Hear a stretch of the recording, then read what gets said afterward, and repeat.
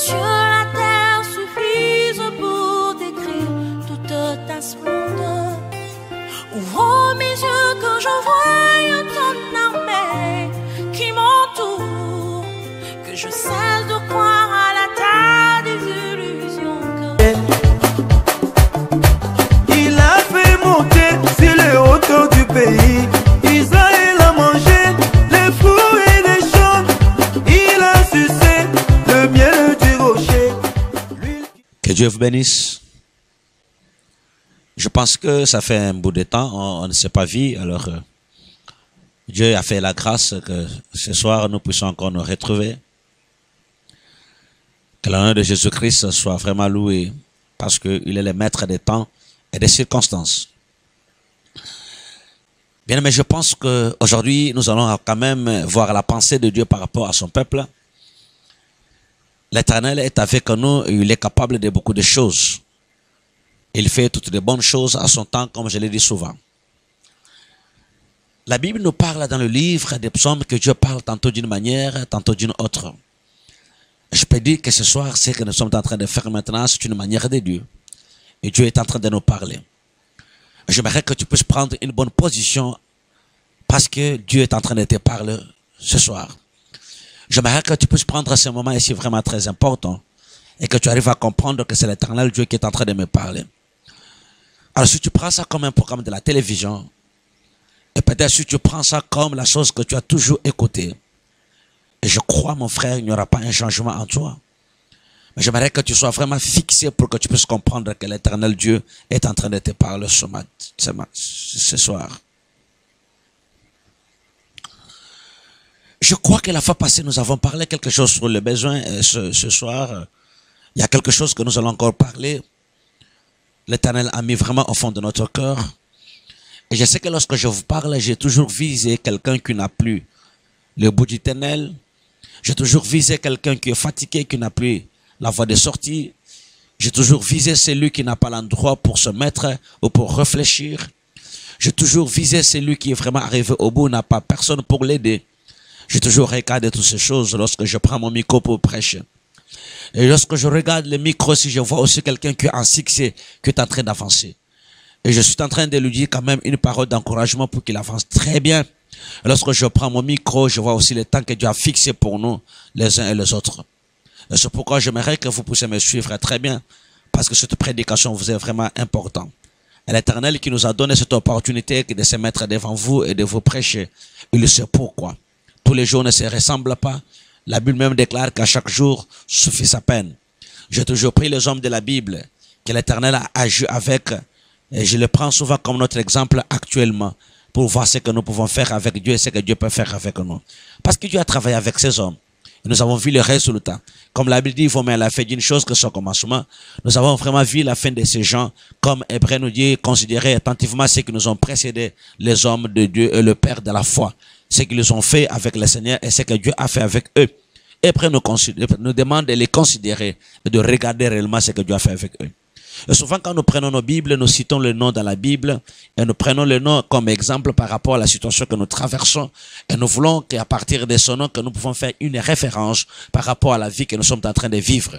Et j'aimerais que tu puisses comprendre que c'est Dieu qui est en train de te parler encore à travers ce message parce que je sais, la Bible dit, ce qui était, c'est ce qui est et rien de nouveau. C'est-à-dire que la situation qu'ils ont traversée, toi aussi tu es en train de les traverser. C'est pourquoi la Bible dit, il est le même hier, éternellement.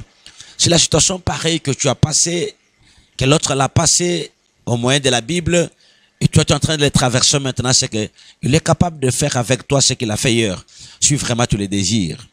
C'est pourquoi je ne prendrai pas vraiment beaucoup de temps avec vous aujourd'hui. C'est juste l'exhortation que j'ai amenée auprès de vous ce soir pour que quelqu'un qui dort ne dort plus, quelqu'un qui est en train de s'ennuyer ne puisse pas s'ennuyer, que cette parole puisse te relever, puisse te donner encore la direction afin que tu puisses avancer très loin. Si tu es d'accord avec moi, là où tu es en train de me suivre, j'aimerais que tu acclames le Seigneur des Seigneurs, le Roi des Rois qui est notre Sauveur. Je suis toujours votre pasteur Ezekiel Chibanda. Je prends cet engagement de vous parler correctement, comme l'apôtre Paul a demandé aux disciples, priez pour nous pour que nous vous prêchions la parole avec exactitude. Cela est très important Que nous puissions prêcher la parole et non pas nos pensées, non pas la philosophie humaine, mais que nous puissions prêcher vraiment la parole de Dieu et Dieu qui est en train de parler à son peuple. J'aimerais que nous puissions être focalisés par rapport à ce que Dieu nous parle. Parce que Dieu ne nous parle pas, bien aimé, nous sommes dans une confinement total, comme la Bible dit, un peuple sans la révélation, c'est un peuple sans frein. Il faut que la parole ici nous révèle des choses extraordinaires. Je crois que sans plus tarder, nous ouvrons nos Bibles dans le livre du prophète Jérémie. Je pense que vous connaissez bien ce prophète Jérémie. Ce n'est pas n'importe quel prophète. Il a joué beaucoup de rôles dans la Bible et dans la vie des enfants d'Israël. Il a fait un grand travail. Jérémie le prophète. Nous allons nous inspirer sur lui par rapport à Dieu et par rapport à nous et par rapport au chemin que nous sommes en train de prendre. Je connais très bien l'histoire de Jérémie à travers la Bible, comment cela est arrivé. Et tu sais comment Dieu l'a appelé. Dieu a donné à Jérémie une mission, il lui a dit, tu vas abattre et tu vas planter. Et Dieu avait dit à Jérémie, juste avec ta parole, juste avec ta bouche, il y a des choses à détruire. Juste avec ta parole, jusqu'avec ta bouche, il y a des choses à construire. Là où tu as détruit, ne laisse pas les choses comme ça, détruis pour construire. C'est ce qu'il a parlé à Jérémie. Cet homme avait une très grande mission que l'Éternel lui avait confiée. Et ce n'était pas facile, mon frère. Jusqu'au jour d'aujourd'hui, Dieu continue toujours à confier la mission aux gens. Et nous continuons toujours à le faire. Mais notre prière est que nous puissions le faire comme Dieu l'a voulu et non pas selon notre courant de pensée. Le prophète Jérémie, un jour, quelque chose est arrivé de très important aussi dans sa vie. Le grand souci qu'il avait, ce n'était pas vraiment lui, le grand souci qu'il avait, c'était le peuple à qui Dieu lui a donné la responsabilité. Mais les choses ne marchaient pas bien. Vous savez qu'un jour, il a eu la décision d'abandonner, mais lui-même a dit, lorsque je prends la décision d'abandonner, je sens dans mon corps, dans mes os, comme un fait. Alors le fait lui retourner les fardeaux pour qu'il continue toujours sa mission. Je sais que nous sommes en train aussi de vivre, des fois les choses nous dépassent, nous prenons la décision d'abandonner, mais nous sentons toujours les fardeaux en nous de prêcher toujours la parole. Je prends Jérémie 18, le verset 1er. Je fais ma lecture. La parole qui fut adressée à Jérémie de la part de l'Éternel en ces mots. Lève-toi et descends dans la maison du potier. Là, je te ferai entendre mes paroles. Je descendais dans la maison du potier. Et voici, il travaillait sur un tour. Que Dieu vous bénisse. Je prends ce passage de Jérémie avec son Dieu. Jérémie, c'est le prophète. Souvent, nous avons l'habitude de dire que les prophètes, ce sont des gens qui voient des choses invisibles pour nous dire dans les visibles. C'est que les hommes ne voient pas, un prophète peut les voir. Le prophète a la capacité de voir quelque chose qui est en train de te suivre, mais que toi-même, tu ne vois pas. Souvent, quand nous les croisons, nous avons la joie. Prophète, dis-nous. Et le prophète commence à nous parler des choses. Le prophète nous donne même la famille, comment elle est composée. Le prophète est en train de nous dire comment nous sommes tombés malades. Le prophète est en train de nous dire même comment nous sommes arrivés à divorcer. Le prophète nous dit ce qui va arriver demain. C'est lui qui a un don prophétique, voilà, c'est ce qu'il peut faire. Quand même que nous savons, il y a ceux qui ont le don prophétique, il y a aussi ceux qui ont le ministère prophétique comme Jérémie. Mais tous au moins prophétisent. Que c'est lui qui a les dons prophétiques, que c'est lui qui a le ministère prophétique, tous au moins prophétisent. Ils ont la capacité de voir les choses que l'homme ne peut pas voir. Ils ont cette capacité-là. Mais chose étonnante dans ce test ici, Jérémie n'est plus dans les visibles, je l'ai mis dans les visibles. C'est par là où je comprends, comme Dieu nous dit, Dieu parle tantôt d'une manière et tantôt d'une autre. On ne peut pas s'habituer avec Dieu parce que je suis prophète. Alors Dieu, s'il veut me parler, voilà comment il va commencer à me parler. Non. Dieu ne s'habitue pas avec lui. Job nous avait déjà dit qu'il parle tantôt d'une manière et tantôt d'une autre. Si Jérémie pouvait croire que moi je suis prophète, je ne suis pas apôtre, je ne suis pas pasteur, je ne suis pas évangéliste, j'ai ma manière. Quand Dieu veut me parler, comment Dieu parle. Voilà comment Dieu parle au prophète. Prophète. Mon frère prophète, j'aimerais que tu puisses comprendre aussi ça. Je sais que vous nous êtes habitués à nous parler des histoires que nous ne voyons pas. Mais vous au moins vous les voyez, vous nous transmettez. Voilà ce que Dieu me dit. Voilà ce que j'entends de l'Éternel. Et mon frère prophète, ce n'est pas seulement ce que tu attends de l'Éternel que nous n'avons pas entendu. Ce n'est pas seulement ce que tu vis de l'Éternel que nous n'avons pas vu. C'est la seule manière que Dieu peut parler au prophète. Non, Jérémie est en train de nous montrer autre chose. Alléluia.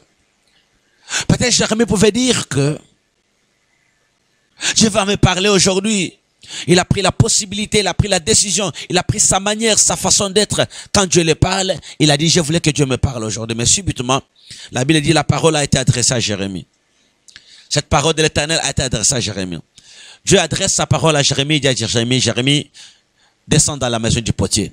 Et là, je vais te parler. Oh, depuis quand Dieu commence à me parler dans la maison du potier, je pouvais croire que Dieu me parle, je suis à l'église, il est en train de me parler. Je pouvais croire que Dieu veut me parler à travers mon pasteur. Je pouvais croire que Dieu veut me parler si j'entends le groupe d'intercession. C'est là où on parle, on interprète les choses. Je pouvais dire que Dieu veut me parler, que je monte sur la montagne de Jérusalem. Dieu va me parler. Mais depuis quand Dieu commence à me parler dans la maison du potier? Bien-aimé dans le Seigneur, le parler de Dieu ne dépend pas du lieu. Il est souverain d'abord. Il te parle quand tu le veux et à chaque lieu qu'il a choisi. Jésus-Christ avait raison parce qu'il était lui-même. Dieu dit, ça ne sera pas sur Jérusalem, sur cette montagne. Vous êtes habitué que Dieu vous parle sur un lieu comme ça et vous êtes coincé avec ce lieu-là et ce lieu-là est devenu votre méthode de vivre. Si Dieu veut me parler, voilà la position que je vais prendre. Parce que la fois passée, j'avais pris cette position, il m'avait parlé exactement. Si Dieu veut me parler, voilà l'habit que je dois porter. Parce que la fois passée, quand j'avais porté cet habit, Dieu m'avait parlé. Si Dieu veut me parler, voilà ce que je vais faire. Parce que quand je l'avais fait, Dieu m'avait parlé. Si Dieu veut me parler, je dois gêner. Si je gêne, alors Dieu va me parler. Non, Dieu n'est pas dans tout ça. Il y a un problème qui s'est passé avec Christ, vous ne connaissez pas. Christ est venu changer tout ce que vous êtes en train de mettre en votre tête comme méthode, mon frère. Au moins, Jérémie, il était prophète. Il pouvait vivre ça même avant le temps de la grâce. Il pouvait le vivre parce qu'il était prophète. Ce soir, j'aimerais te dire que, chose grave, Dieu a choisi la maison du potier pour parler à Jérémie, à son prophète. Bien-aimé, j'aimerais te dire aussi, ce soir que Dieu a choisi Facebook, il a choisi WhatsApp, il a choisi YouTube pour te parler. Je sais que d'habitude, tu prends cette histoire-là et toi, tu es en train de l'utiliser comme pour voir ce que les politiciens sont en train de mettre dans le monde, ce qu'on dit dans le monde, mais au moins, ce que tu as utilisé pour voir ce qui se passe dans le monde, Dieu l'utilise maintenant pour te parler. Si Jérémie a été parlé dans la maison du potier, mais toi, est-ce que tu sais très bien que si tu es sur YouTube, là, Dieu va te parler? Est-ce que tu le sais vraiment? Est-ce que tu le sais exactement que quand tu es en train de bouger ton appareil, c'est le lieu que Dieu a envoyé ton esprit pour que tu sois suspendu là-bas et que tu parles? Bien-aimé, prends ce que je te dis ici, que Dieu est en train de te parler. Alors Jérémie, il a accepté ce que l'Éternel lui a dit. Jérémie n'a pas mis de doute, Jérémie n'a pas beaucoup réfléchi pour dire non Seigneur, non, je ne crois pas que c'est toi qui me parles parce que toi tu ne me parles pas de cette manière, la manière que tu me parles, je sais quand est-ce que tu peux m'envoyer dans la maison du potier pour me parler. Jérémie, je l'aime beaucoup plus parce qu'il était obéissant à la parole de Dieu, c'est qu'il était habitué avec cette parole. Jérémie est descendu dans la maison du potier. Amen. Le potier ne savait même pas que c'est monsieur qui vient ici. Il est venu parce que Dieu l'a envoyé pour que Dieu le parle ici. Amen. Combien de fois nous sommes dans des maisons de gens, quelqu'un qui nous voit atterrir dans sa maison, lui croit que nous sommes venus rester chez lui parce que nous manquons la place pour aller. Non. Le potier aussi pouvait se dire, ce monsieur n'a pas à faire, c'est pourquoi il est venu se distraire dans l'atelier. Mais il ne savait pas, potier ne connaît pas ce qu'on dit à parler avec Jérémie. Jérémie n'est pas venu là-bas pour se distraire, monsieur le potier. Jérémie n'est pas venu là-bas pour voir ce que tu as fabriqué. Non. Jérémie est venu là-bas parce que l'Éternel a dit, va, là je vais te parler. Et mes frères et sœurs, ne choisissons pas la place. Laissez Dieu choisir la place pour nous. Quand tu regardes l'atelier, ce n'est pas une bonne place à rester. Il y a des poussières. Tu ne verras pas un homme en cravate dans l'atelier du potier. Jamais. Tu ne verras jamais une femme qui a mis des cabellos et qui est en train de s'embellir dans la maison du potier. Tu ne le verras jamais. Mais le potier lui-même, comment il est habillé? Il a des poussières partout. Mais Dieu a choisi cet homme et son lieu pour te parler. Mais il faut que Dieu te révèle ce qu'il veut faire dans ta vie. Ne sois pas dans la confusion. Ne tombe même pas dans les sentiments. Ne choisis pas la place pour choisir comme Lot et son frère. Lorsque Lot a parlé à son frère, il a dit, choisis la place, Abraham. Abraham a dit à Lot, choisis la place, choisis la place. Et la Bible déclare que Lot a regardé du côté où les choses étaient déjà construites, les choses semblaient être beaux, il a choisi. Abraham a choisi dans les vallées. Mais ne choisis pas les lieux pour choisir. C'est pourquoi ce soir, notre thème est les lieux de Dieu. Les lieux de Dieu. Les lieux de Dieu. Il y a des lieux où nous nous retrouvons. Dieu ne nous a même pas envoyés là-bas. Ce n'est même pas son lieu. Mais il y a des lieux, nous sommes là. C'est vraiment le lieu de Dieu.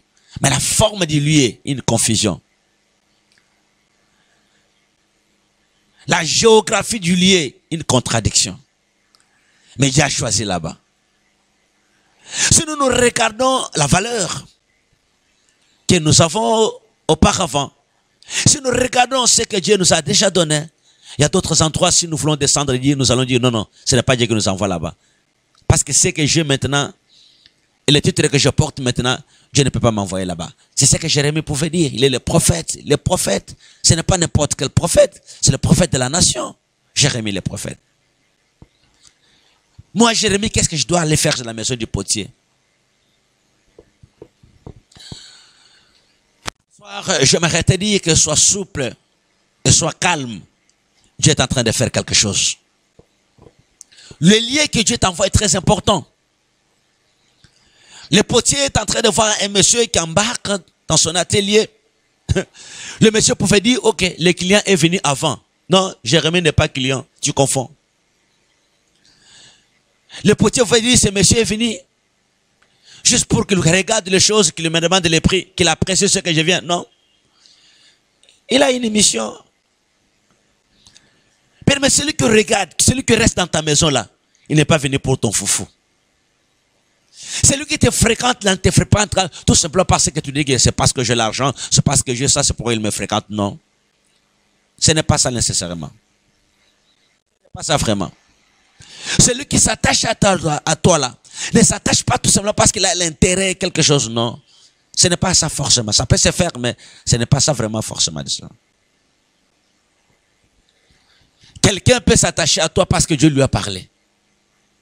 Quelqu'un peut être chez toi parce que Dieu lui a parlé. Quelqu'un peut être à un lieu qu'il a là, c'est parce qu'il est là plutôt, je voulais dire, il peut être à ces lieux qu'il est là, c'est parce que Dieu lui a parlé. Ne confondons pas les choses.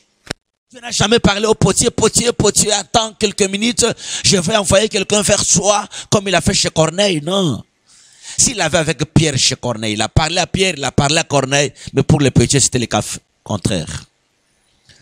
Alors ne prenons pas l'exemple de l'autre pour confondre notre exemple et puis lancer l'appel de la marche que Dieu va le faire comme ça parce que c'était arrivé comme ça. Non, comme si Dieu t'avait parlé, pourquoi il ne m'a pas parlé à moi? Non, non, non, non. Il avait parlé à Jérémie, il avait parlé au potier, mais il avait parlé à Corneille, il avait parlé à Pierre.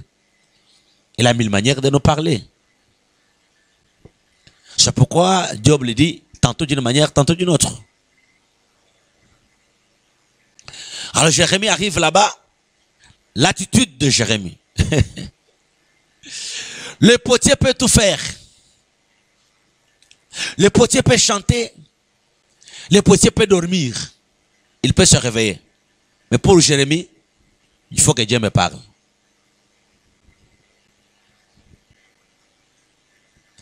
Alors, chose grave, mes bien-aimés dans le Seigneur. Dès que Jérémie arrive, il trouve un potier, le potier en train de faire un travail. Seul message, seule manière où Dieu voulait parler à Jérémie, c'était ça. Je comprends pourquoi Dieu l'a envoyé comme ça. Je pense que dans la tête de Jérémie, il a passé une période si silencieuse. Dieu ne lui parlait plus, il ne voyait plus la manifestation de Dieu. Mais peut-être la souffrance le touchait, il pouvait lui poser la question, est-ce que Dieu est avec moi ou bien il m'a déjà abandonné? Je peux faire l'erreur, Jérémie, que Dieu est toujours avec moi. Peut-être il m'a déjà abandonné, comme Gédéon le disait. Si l'Éternel est avec nous, pourquoi tout nous arrive? Pourquoi toutes ces choses nous sont arrivées?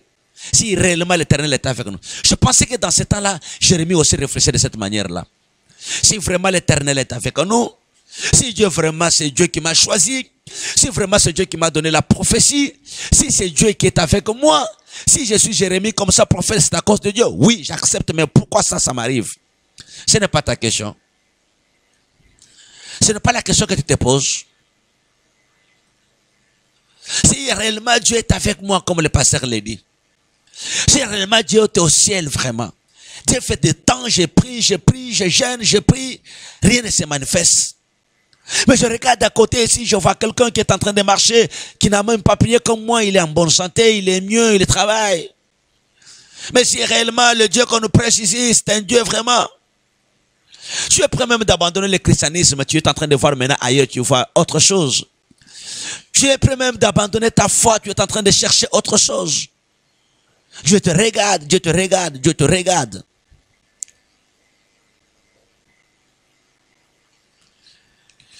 Ce n'est pas seulement toi le premier. Il y a des gens qui se sont posé la question dans la Bible. Je viens de parler de Gédéon ici. Mais il y a quelqu'un d'autre qui s'est dit, si vraiment Dieu est avec nous, où sont les prodiges que nos pères nous ont parlé? Ils ont dit que la mer Rouge était séparée. Ils ont dit que le Jourdain était séparé. Ils ont dit qu'il nous a nourris dans le désert. Nous avons accepté ce Dieu-là à cause de ce qu'il fait. Maintenant que nous l'avons accepté, il ne fait rien. Reste la question de se poser si c'est vraiment ce Dieu-là ou bien c'est autre. J'aimerais tout simplement te dire ce soir que c'est le Dieu-là. Je crois que c'était l'attitude de Jérémie. Jérémie se disait, oh non, non, non, non, non, je commence à avoir des doutes. Oui, toi aussi tu commences à avoir des doutes. Tu commences à avoir des doutes. Je vois, tu commences à avoir des doutes. Qu'est-ce que tu n'as pas fait pour que Dieu te bénisse? Alors, Jérémie, Dieu l'a amené dans la maison, pourquoi? Dieu a amené Jérémie dans la maison du potier pour voir, pour dire seulement à Jérémie, même si tu ne vois que je n'ai rien fait dans ta vie, je travaille. Jérémie, qu'est-ce que le potier fait? Jérémie peut dire à l'Éternel, je vois le potier en train de travailler. Ah, qu'est-ce qui est dans ses mains? C'est l'argile. Ok. Comme le potier est en train de travailler là, et que tu es en train de voir l'argile dans ses mains là, c'est ce que je suis en train de faire. Le potier est en train de donner la forme à l'argile. Dès que la chose termine, ce sera pris l'argile, on va l'appeler ça la vase. Au moment où c'est en train de former, rien ne se manifeste. Au moment où c'est en train de faire, rien ne se manifeste. Un potier n'est pas comme l'architecte, comme l'ingénieur. L'architecte a des maquettes. Des fois, quand il construit, il termine, il vient regarder la maquette pour voir si c'est ce que je fais. Il sait vraiment ce que je devais faire. Mais le potier, c'est dans la tête. Il sait ce qu'il fait. Il le sait très bien. Dieu ne t'a pas fait avec un modèle, non. Dieu t'a fait seul. Tu n'as pas de maquette, toi.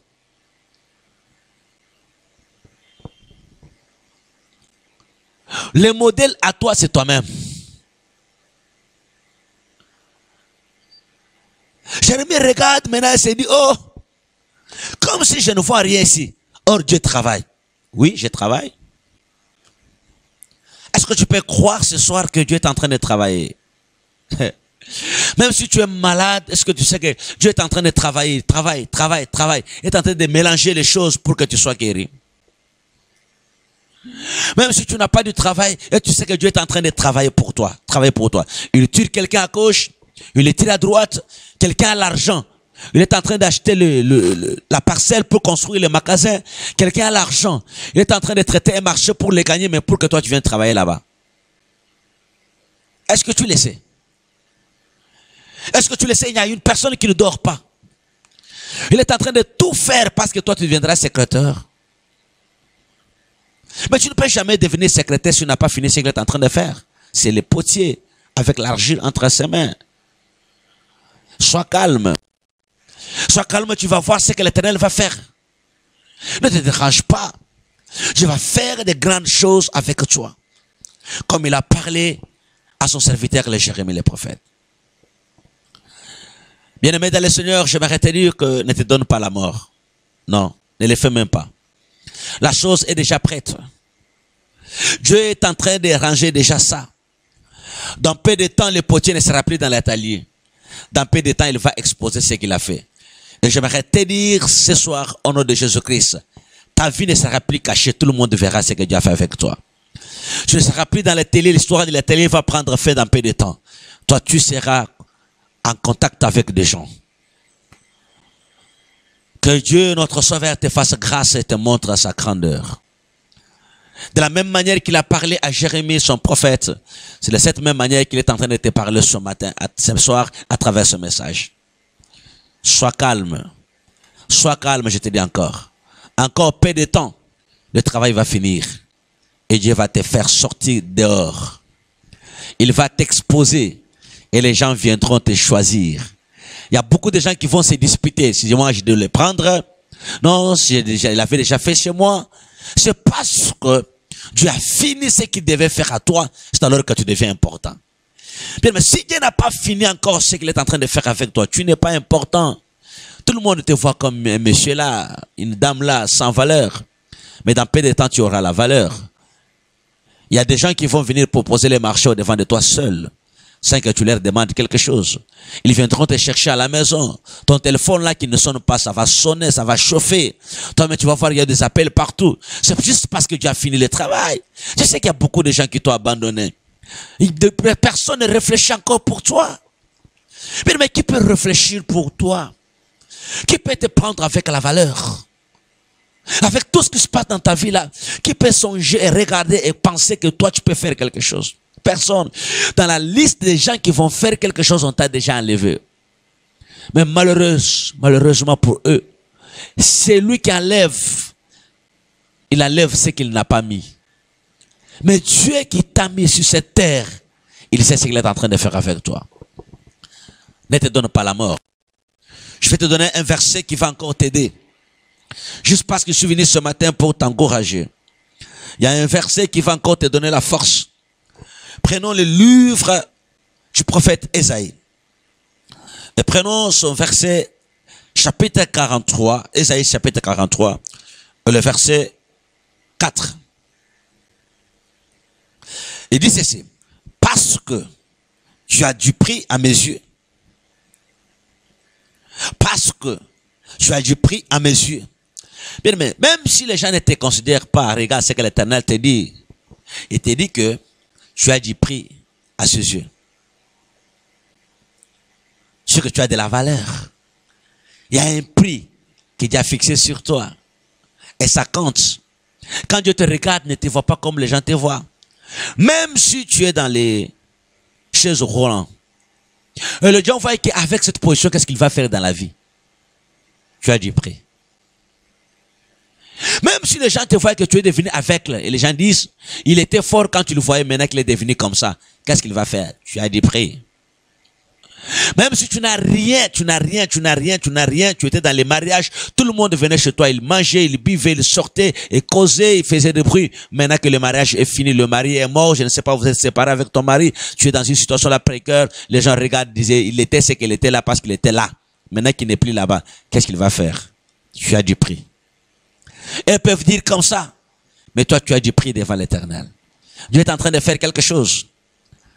Il est en train de faire quelque chose. Si la chose qui te donnait la valeur t'a déjà quitté, mais les gens qui venaient par rapport à la chose commencent à te critiquer. Dieu est en train de te dire dans le livre du prophète Ésaïe, il te prophétise, Dieu prophétise. Ce soir, c'est la prophétie que Dieu te dit. Parce que tu as du prix à mes yeux, parce que tu es honoré et que je t'aime. Trois choses. Trois choses. Parce que tu as du prix, parce que tu es honoré, et c'est parce que je t'aime.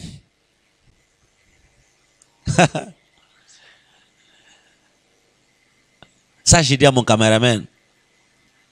Même si tu es caméraman, les gens te voient que c'est caméraman ici, qu'est-ce qu'il va faire? Des fois, tu te transportes dans sa voiture pour juste arrêter de filmer, te dire, c'est Lucie, je vais commencer toujours à les transporter chaque jour parce qu'il va filmer. Oh, mon frère, mon frère, mon frère. Même si je te filme, c'est le lieu que Dieu m'a envoyé, mais je ne finirai pas là-bas. Parce qu'il la met dans le potier à l'argile. Tu ne sais pas quelle formule qu'il va faire, tu ne sais pas quelle forme qu'il va donner à l'argile. Si hier il avait donné la vase, mais aujourd'hui ce ne sera pas la vase, il aura la demande dehors. Là où il va exposer la vase, quelqu'un lui dira, mais tu fais la vase très bien, est-ce que tu ne peux pas me faire ça?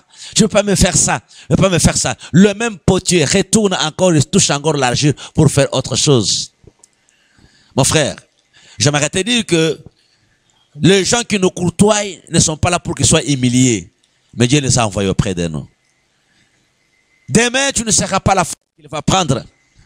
Parce que celui qui fait la forme des gens a pris la décision d'entrer dans l'atelier.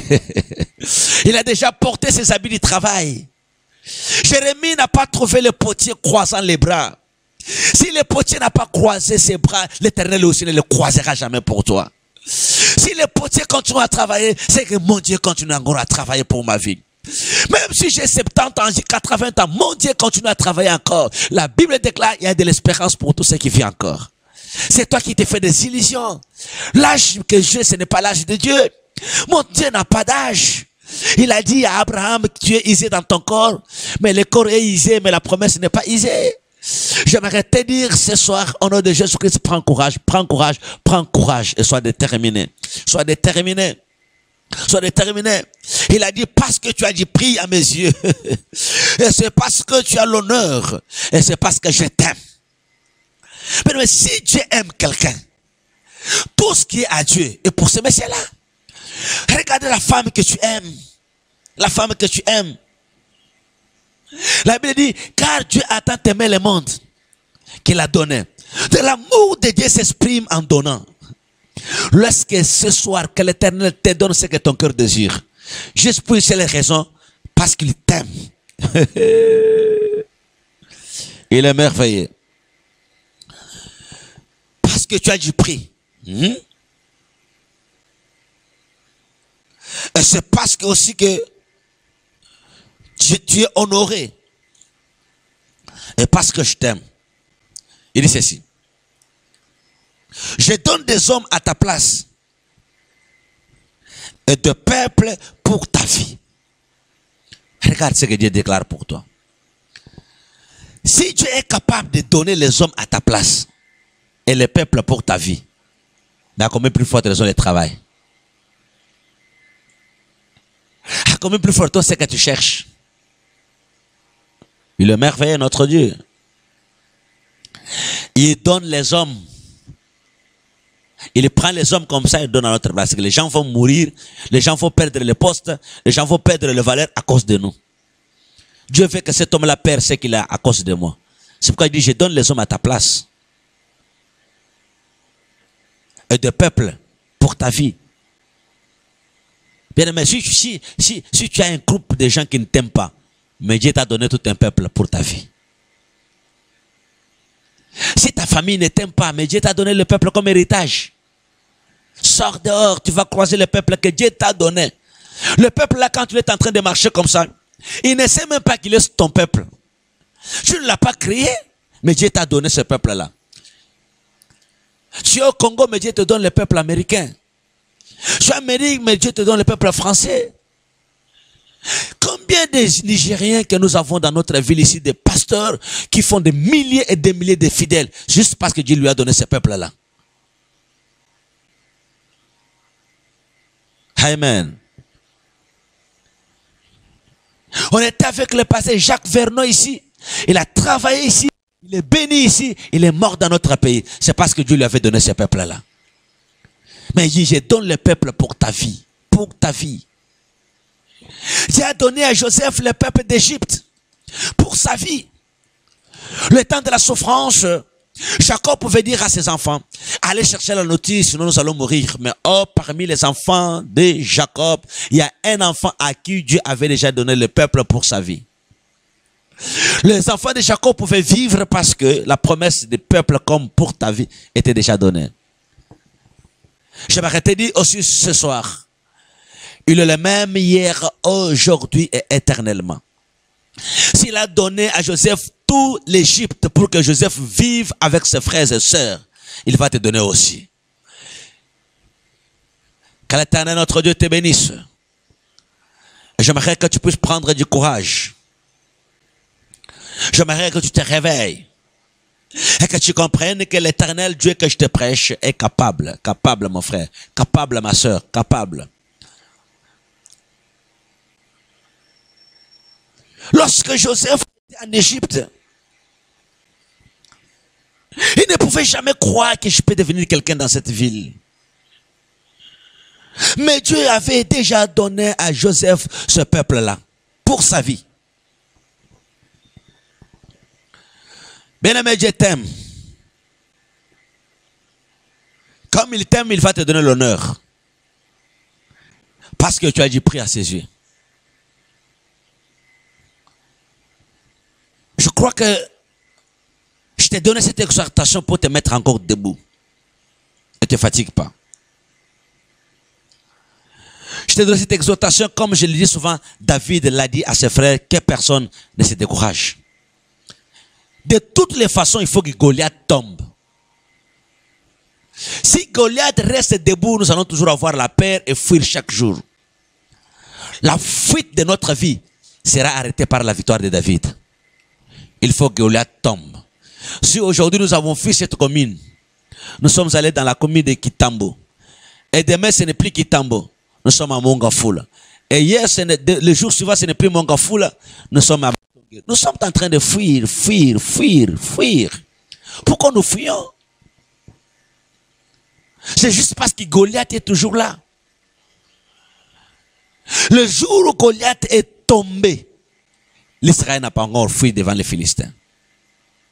C'est pourquoi David il a fait dire que personne ne se décourage.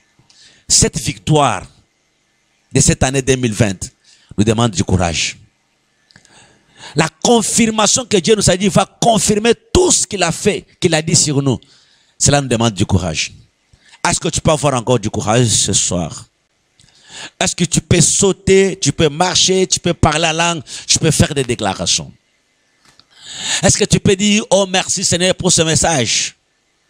Est-ce que tu sais que tu n'es pas encore mort, tu n'es pas dans le cercueil? Est-ce que tu sais que même si tu restes au fin fond, mais tu dors dans une maison, même dans une maison qui n'a pas de la valeur, mais ce n'est pas le cercueil. Au moins, c'est que tu es en train, là où tu passes la nuit là, on n'appelle pas ça cercueil. Même si tu es dans le cercueil, tu peux sortir comme Lazare.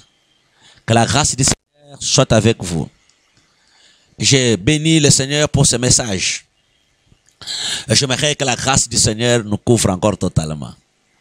Dans peu de temps ici, le confinement va prendre fin. Et nous allons retourner dans l'ambiance totale. Parce que notre Dieu sur son trône, il ne cherche que notre adoration et la louange.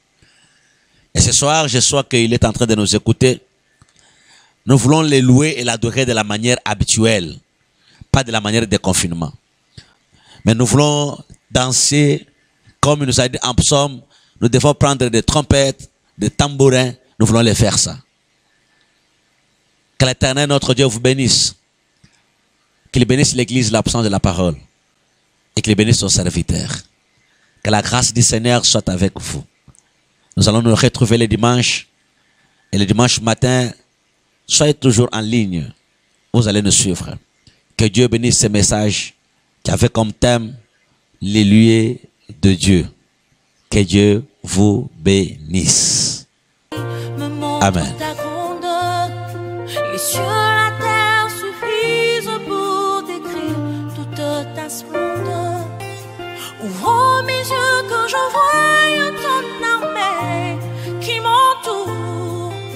je cesse de croire à la terre des illusions. Il a fait monter sur les hauteurs du pays